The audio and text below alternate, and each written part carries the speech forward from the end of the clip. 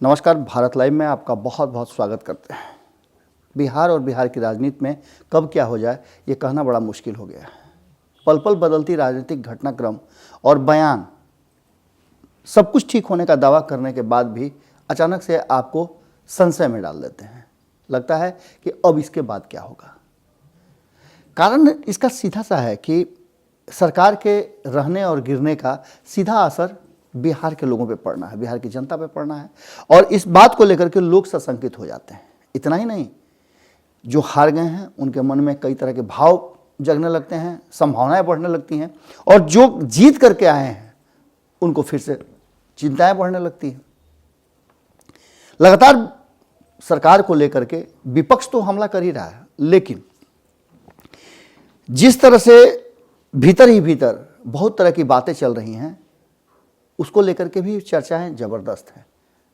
मंत्रिमंडल विस्तार के बाद मुकेश सहनी को लेकर के बहुत सारी बातें कही जाने लगी, लेकिन हम मुकेश सहनी की बातों को तो कर ही चुके हैं। हम उसके आगे की बात बता रहे हैं। जब जब मुकेश सहनी कोई बात करते हैं तो कहा जाता है कि उस बात में भारतीय जनता पार्टी का कहीं ना कहीं फूट है। भारतीय जनता पार्टी अब इस बातों को कैसे लेती है, क्योंकि नीतीश कुमार के किसी भी एक्शन पर मुकेश सहनी का कोई भी बयान आना इस बात की तरफ इशारा करने लगता है कि भारतीय जनता पार्टी के तरफ से कोई संकेत मिले हैं जिसको लेकर के मुकेश सहनी कहते हैं। लेकिन खैर, ये तो राजनीतिक लोग जाने।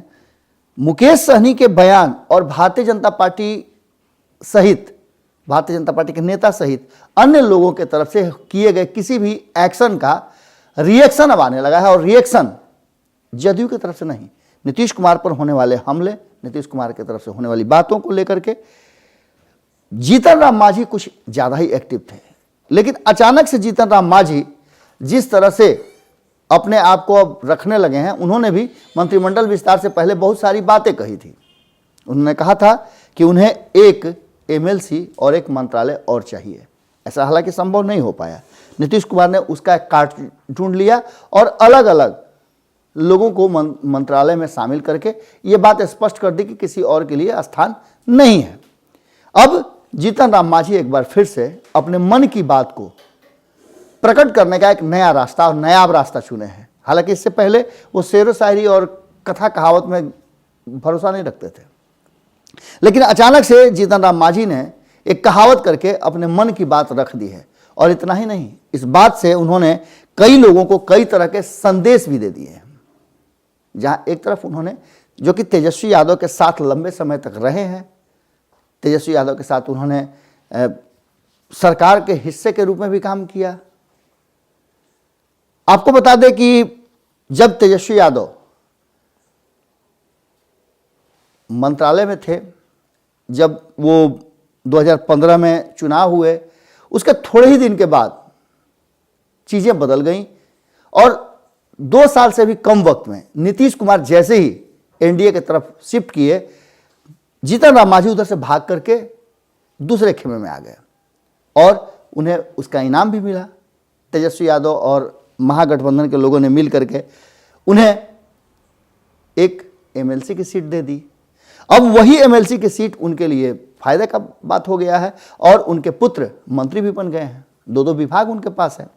इन सब के बाद उन्होंने जब महागठबंधन का त्याग किया तो उनका सीधे तौर पे तेजस्वी यादव की नाकामी और कमियों को गिनाना शुरू कर दिया और ये चीजें अच्छी लगने लगी नीतीश कुमार को। नीतीश कुमार के साथ वो आ गए और 2020 का चुनाव नीतीश कुमार के ही साथ उन्होंने लड़ा। हालांकि एनडीए में रहते हुए उन्हें सीटें जो मिली थी वो नीतीश कुमार की तरफ से मिली थी।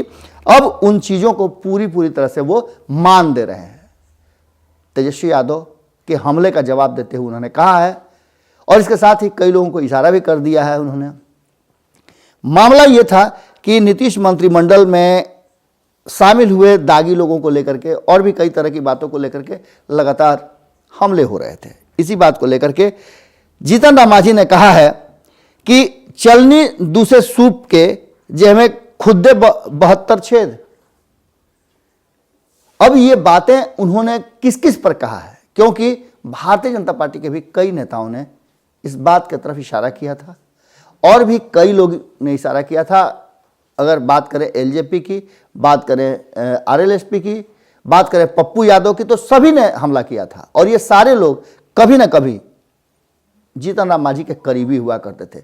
लेकिन आप जानते ही हैं कि जैसे ही दल बदलता है तो भावनाएं भी बदल जाती हैं, बोलने के तरीके भी बदल जाते हैं, और अपनी ही बातों को झूठ बताने में जरा भी देर नहीं लगता है इन राजनीतिज्ञों को। अब इसके बाद क्या कुछ होता है, क्या जवाब आता है, हमारी नज़र बनी हुई है। आपकी नज़र भारत लाइव पे होनी चाहिए। नमस्कार। अगर ये वीडियो पसंद आई और वह बिहार के राजनीति और बिहारियत से सरोकार रखेनी तो सब्सक्राइब बटन दबा के चैनल के सब्सक्राइब कर ली। ओजे एगो घंटी बा, ओकरा बटन दबा देला से कुल सटीक और मारक खबर रुआ मुफ्त में मिल जाई। अगर रुआ पत्रकारिता के हमनी के नया प्रयोग में सहयोग कर चाहतानी तो ज्वाइन बटन दबा दी। पेटीएम नंबर नोट कर ली 9386816700। धन्यवाद।